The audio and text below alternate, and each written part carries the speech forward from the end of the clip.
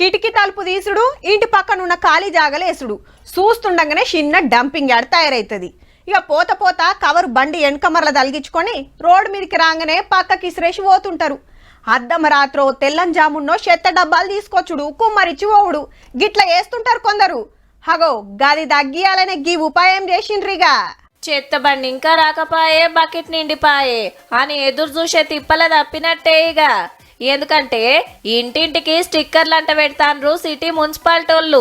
QR code అన్నట్టు auto వాళ్ళ ఫోన్ల స్కాన్ చేస్తే ఇంటి ఓనర్ పేరు వివరాలు ఏరియా ప్రతొక్కటి కంప్యూటర్లో కనబడుతుంది ఆఫీసులుండే ఆఫీసర్లకు. దాన్ని బట్టి ఏ ఇంటికాంచి చెత్త తెచ్చిండ్రో ఏడదేలేదో తెలిసిపోతుంది అన్నట్టు. ఏలేని వాళ్ళను కూడా ఎమ్మటే గుర్తుపట్టొచ్చట. గాళ్ళంతా రోడ్ల మీద వారేస్తున్నట్టు లెక్క. ఒకళ్ళ ఆటో రాకుంటే పలానా బస్తీకి పోలేదని ఎరకైతేనే ఉంటదట ఆఫీసర్లకు. 100% ఎఫిషియన్సీతో చేయాలి అనే ఉద్దేశంతో ప్రతి ఇంటికి కూడా క్యూఆర్ కోడ్ ఇచ్చి ఫస్ట్ అయితే అటు అత్తాపూర్ ఇటు కుక్కట్పల్లి కింద ఎల్బీ నగర్ ఏరియాల ఇండ్లకు స్టిక్కర్లు అంటేస్తాన్రు. చెత్త కొంటబోయే ఆటో అన్నలకు ట్రైనింగ్ ఇస్తుండట మొదలు.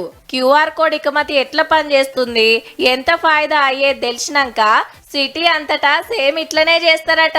అప్పట్లనే డ్రోన్ కెమెరాలు పంపి ప్రతొక్క ఇంటి ఫోటోలు తీసి జియో ట్యాగింగ్ చేసిండ్రు. గట్ల ఏ కాలనీలో ఏ ఇల్లుందనే వివరాలు ఆఫీసర్ల కాడున్నాయి. అబ్బా మురికి లేని హైదరాబాద్ ను తయారు చేయాలనే ఆఫీసర్ల ఆపోచన మంచిగానే ఉన్నది, కానీ ఎంతవరకు సక్సెస్ అవుతుందో చూడాలి మరి.